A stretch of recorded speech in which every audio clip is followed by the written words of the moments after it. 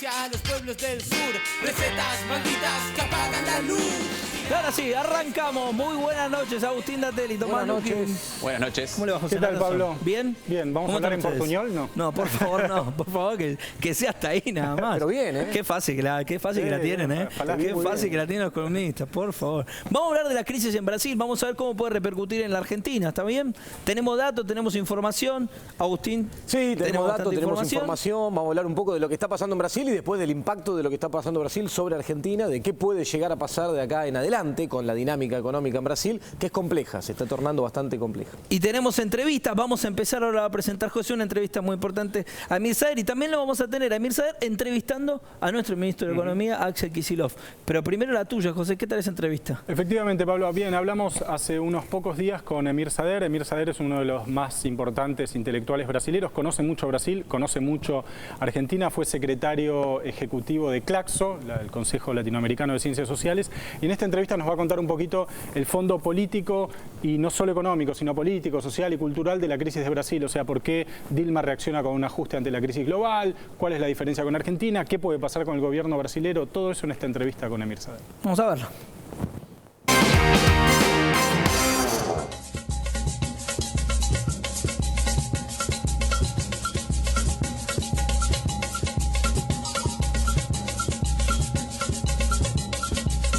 Bueno, mire, Brasil está atravesando una situación de crisis económica, política, con algunas novedades como una protesta social, una resistencia que se ve al gobierno en las calles de las clases medias y demás.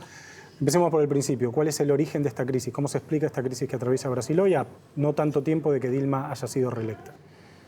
Yo diría que en el primer mandato de Dilma Rousseff la economía empezó a disminuir su crecimiento, pero coherente con la historia del PT, se mantuvieron y expandieron las políticas sociales. Entonces, hay un desequilibrio en las cuentas públicas, seguramente. Pero sobre eso vino el tema político, ¿no? Por primera vez se eligió un presidente o una presidenta reelegida en Brasil con la oposición de la totalidad del gran empresariado. Entonces, se deshizo uno de los eslabones del esquema que Lula había montado en 2003, alianza con el sector empresarial. En segundo lugar, se ha elegido un Congreso más conservador, en base sobre todo al financiamiento privado de campañas electorales.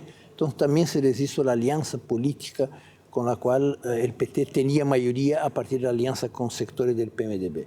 Entonces se deshizo todo eso y generó un vacío político significativo.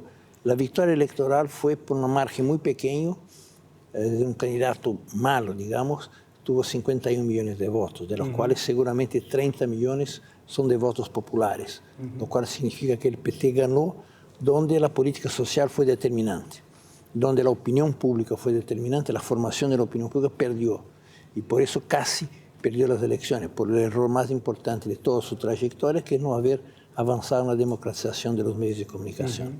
Ahí viene la lectura que hizo Dilma Rousseff de la situación del proceso electoral. En un eventual proceso de impeachment contra a presidente da República, está fazendo jogo com esses golpistas. O golpe não passará. O povo brasileiro vai resistir. Mire, esto pone en riesgo la continuidad del gobierno de Dilma, esto de que se habla de impeachment, de la posibilidad de que haya un impeachment, que es un juicio político en el Congreso brasileño, con el que en su momento se inició a color. ¿Esto existe en realidad o no dan los números? ¿Cómo es? Yo diría que no. Ninguna acusación es suficiente para el impeachment. Se mantienen las acusaciones porque el gobierno es débil. ¿Y por qué es débil? Porque implementó un ajuste fiscal que le quitó las bases populares de apoyo. Entonces está muy fragilizado y cualquier sector corporativo del Estado se reivindica el derecho de cuestionar la legitimidad del gobierno, sea el Congreso, sea un tribunal electoral o el que juzga cuentas del mandato anterior.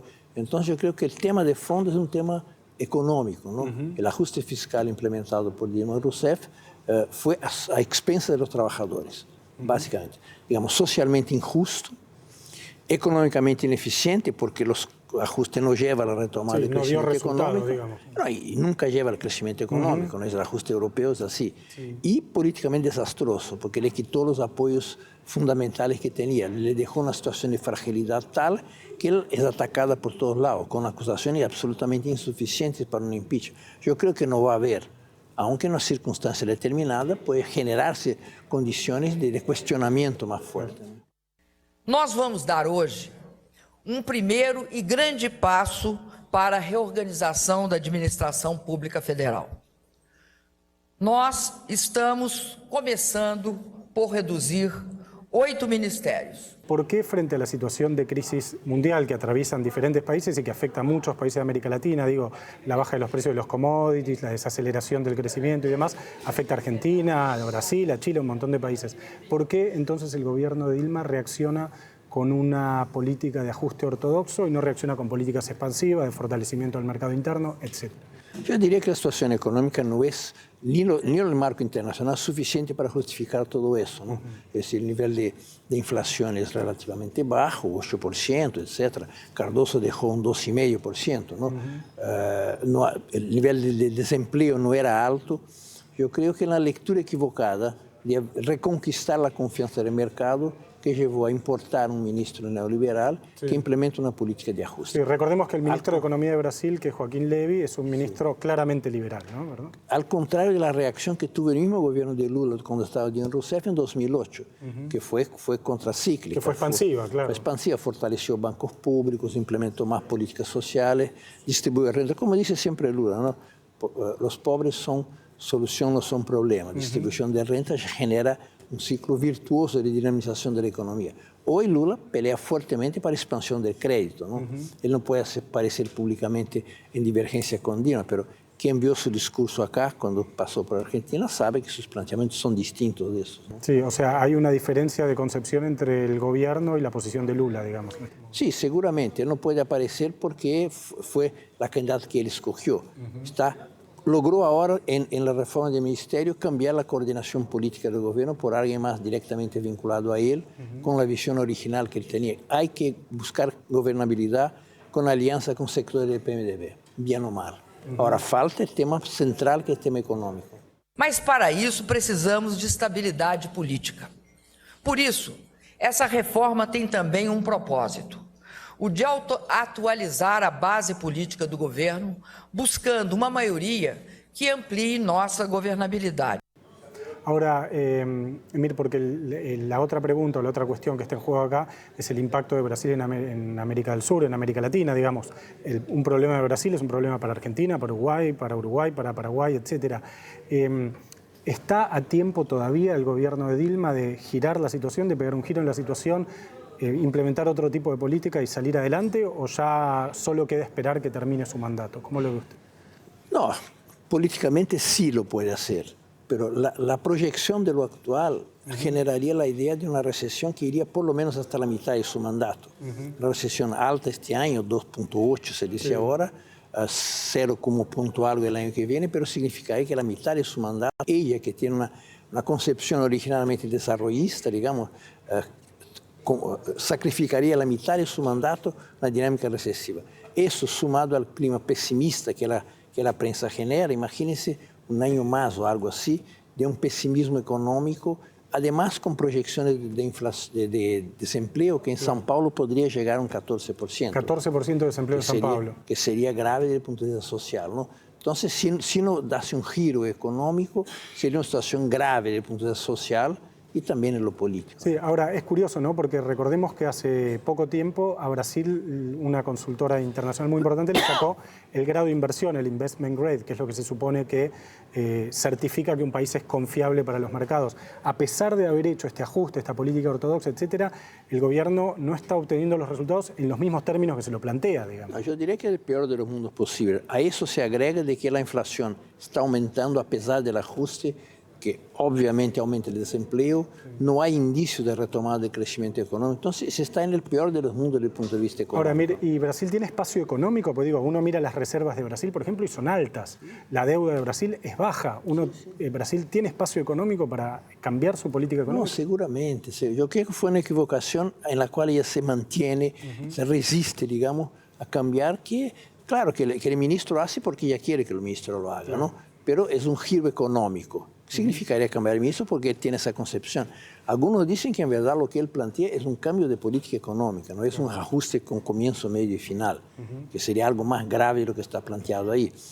No encontraría eco en el conjunto del gobierno, pero hasta dónde ella va a aceptar los efectos graves desde el punto de vista social. Condiciones de hacer un vuelco seguramente hay, porque como tú dices, los índices macroeconómicos no son negativos. No son tan negativos, no son como para... Claro, hay espacio, digamos, pero el resultado de la coyuntura es negativo. Ahora, Emir, una última pregunta. ¿Esto es consecuencia de cierta tibieza del PT para implementar algunas reformas, por ejemplo, en medios de comunicación? No, bueno, hay que decir lo que es el gobierno, que es PT. El PT tiene posiciones políticamente buenas, digamos, coherentes con la de Lula, pero digamos, son una dinámica del gobierno, ¿no? Y de Lima en particular. Lula tiene una visión distinta. Los ataques se vuelven hoy mucho más fuertemente contra Lula que contra Dilma. Las encuestas que dan un índice muy negativo para Dilma indican que los índices de Lula son altísimos. Claro. La popularidad sigue siendo alta. La gente no echa de menos a Cardoso, echa de menos a Lula. Claro. Entonces, de ahí la violencia de la derecha contra Lula y en general, porque en el horizonte tiene un mal candidato. Para demolerlo como candidato, digamos. Tiene Alckmin como candidato, digamos, y Lula es un candidato fuertísimo. Entonces, ¿pero qué pasará en 3 años? ¿No? Que es demasiado tiempo para que se llegue a una perspectiva de superación de la crisis. Muchas gracias, Emir, por la entrevista. De qué, un abrazo.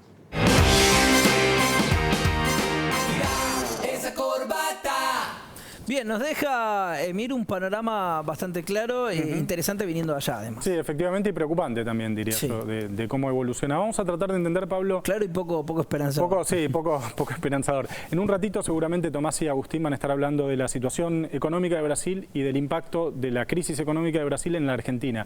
Pero si te parece ahora, lo que por ahí podemos tratar de entender es cómo llega Brasil a esta situación económica y cuál es la dimensión política de la crisis de Brasil. Porque Brasil no solo está en una crisis desde el punto de vista económico, sino también desde el punto de vista político. La primera pregunta que nos formulamos todos, que se la formulábamos a Emir y que vamos a tratar de explicar ahora, es por qué ante una situación de crisis global como la que enfrentan muchos países del tercer mundo, del mundo en desarrollo, entre ellos Argentina y Brasil, Dilma reacciona con un ajuste ortodoxo. La primera respuesta la tenemos con esta primera placa, que es la composición de la Cámara de Diputados de Brasil. Como se ve, esta especie de abanico multicolor representa a todos los partidos que están representados en la Cámara de Diputados. Los 513 diputados brasileros están divididos en esta cantidad enorme de partidos. Fíjate la línea de color lila, digamos, la que está iniciando el abanico, es los diputados del PT. Son solo 70 diputados sobre 513 que tiene el PT. Claro. Si sumamos los aliados del PMDB, que son aliados hasta cierto punto, son 66 diputados más. ¿Qué quiere decir esto? Que el partido de Dilma está en minoría en un Congreso que es muy conservador. Vos sabés, Pablo, que en Brasil hay bancadas transversales. Está, por ejemplo, la bancada de los evangelistas, que defienden, dentro de todos los partidos, hay candidatos evangelistas que defienden valores conservadores. Hay una bancada ruralista que defienden los intereses de los agronegocios, de los evangelistas o los ruralistas. Sí, un par de ajustar. De ajustar, claro. Sí, esos son tus amigos del principio.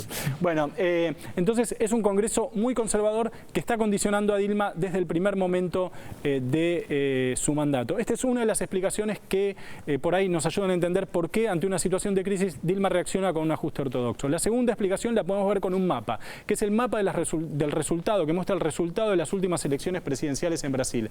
Veamos los estados pintados de verde son los estados en los que ganó Aécio Neves, los estados pintados de violeta, de lila, son los estados en los que ganó Dilma. Como se ve, Brasil es un país políticamente dividido. El norte, pobre y negro, vota al PT, vota a Dilma. El sur, rico y prevalecientemente blanco, vota a Aécio Neves. Es un país dividido por la mitad. Los estados del sur, es decir, San Pablo, Minas Gerais, Campiñas, los estados que aportan la mayor parte del PIB de Brasil, están todos alineados con el candidato de la derecha en las últimas elecciones. Es decir, Dilma gobierna sobre un país dividido y yo creo que parte de su respuesta de ajuste, de su salida de ajuste a las últimas, a la crisis, tiene que ver con esta decisión de hablarle a los estados pintados de verde. Decir, bueno, yo voy a tratar de unir el país hablándole a los que no me votaron, a las clases medias, a San Pablo, a los medios de comunicación, etcétera, etcétera. Recordemos que Dilma ganó por solo el 2 y pico % de los votos, no llegó al 3% de diferencia. En su primera elección había sacado 10%, 15%. Lula también había ganado sus 2 elecciones con más de 10, 15% del balotaje. En este caso ganó raspando, digamos. Entonces me parece que una segunda explicación es esta. Ahora, creo que esto por ahí ayuda un poco a entender por qué Dilma reaccionó esta decisión. Esto se suma a otras realidades que atraviesa Brasil. Por ejemplo, Brasil está viviendo una crisis de corrupción importante desde hace mucho tiempo. ¿Por qué? Porque Brasil es un país, como veíamos en la Cámara de Diputados, es un país políticamente atomizado. Tanto en el Congreso como en los estados se habla de federalismo centrífugo en Brasil. Entonces, ¿cómo haces vos para gobernar? Tenés que construir coaliciones. ¿Y cómo construís coaliciones en Brasil? Comprando a partidos aliados. ¿Cómo los comprás? O con ministerios o con cargos o directamente con plata, digamos. Y esto lo han hecho todos los partidos políticos brasileños. Veíamos hace un rato en la entrevista, se coló ahí un pedacito del anuncio de Dilma. ¿Sabes cuántos ministerios hay en Brasil?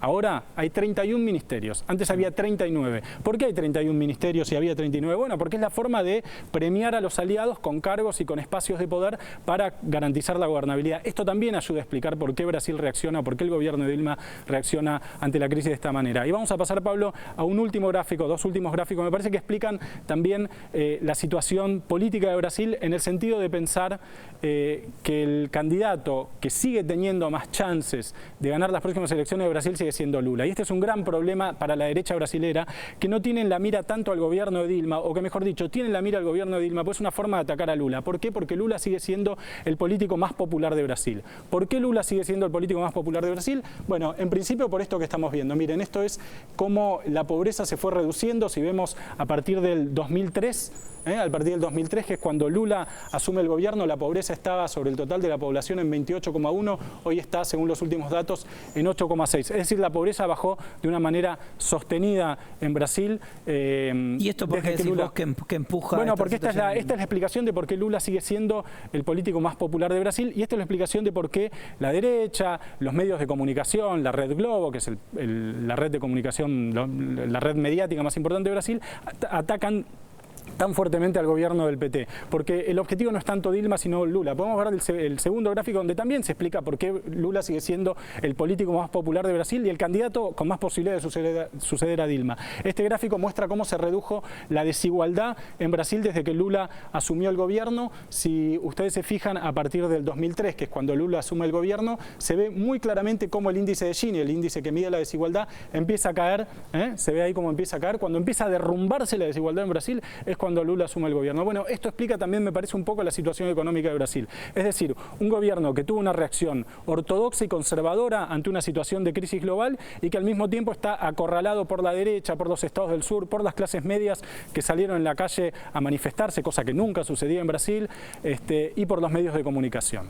O sea, lo que vos propones es que Dilma sale por este lado porque es su manera de interpelar a estos sectores que la están atacando. Su intento fallido hasta el momento, lo vamos a ver seguramente con Agustín y Tomás, su intento fallido hasta el momento de interpelar a estos sectores. Nos metemos en la crisis directamente de Brasil, Tomás, porque estamos hablando de eso. Brasil está en crisis. Yo me quedo con la idea de que el ajuste en Brasil y el estancamiento que hoy vemos en Brasil, de la recesión y la destrucción de puestos de trabajo, es autoinfligida por diferentes razones que nombraban José y Sader durante la entrevista, pero es autoinfligido. Es una decisión autónoma y soberana del gobierno de Brasil de aplicar un ajuste por diferentes motivos para contener diferentes presiones internas y externas. No quiero parafrasear a ningún conductor, pero pará, vos me estás diciendo, o sea, lo que vos estás diciendo es que Brasil, digamos, que esto le pasa a Brasil por decisión propia, que podría no pasarle. Brasil no necesariamente que no es una cosa externa, que no es un problema externo. Brasil no experimenta una crisis externa tradicional como la que solemos experimentar los países latinoamericanos, sino que Brasil,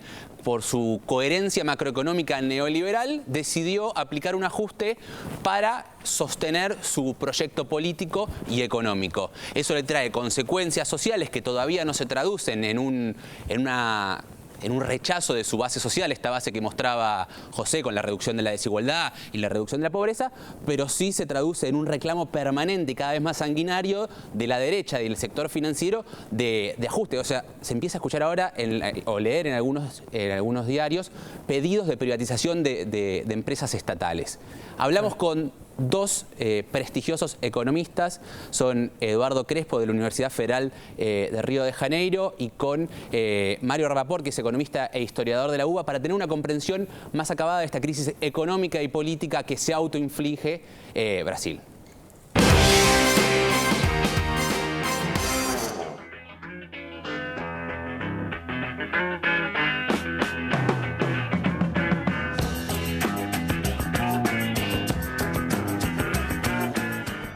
¿Por qué Brasil entró en recesión? Desde el año 2011 Brasil se viene desacelerando.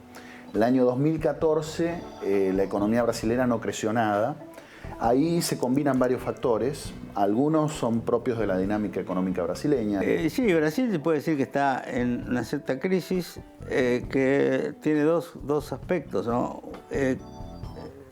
Todos hablan de la cuestión económica, pero yo creo que la principal es la cuestión política, más que la económica, ¿no? Ahí hubo, evidentemente, un intento de desestabilización, para no hablar directamente de golpe de Estado, contra la presidenta Dilma Rousseff.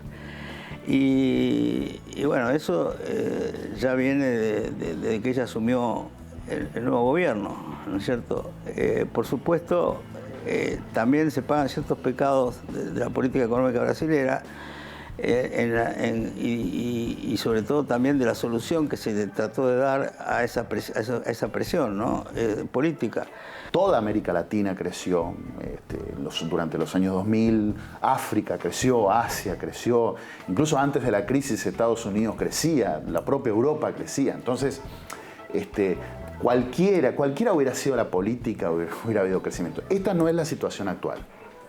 En 2009, digamos ya, a partir de la crisis del 2009, tenemos otras condiciones. Hoy las exportaciones mundiales están estancadas, incluidas las brasileñas.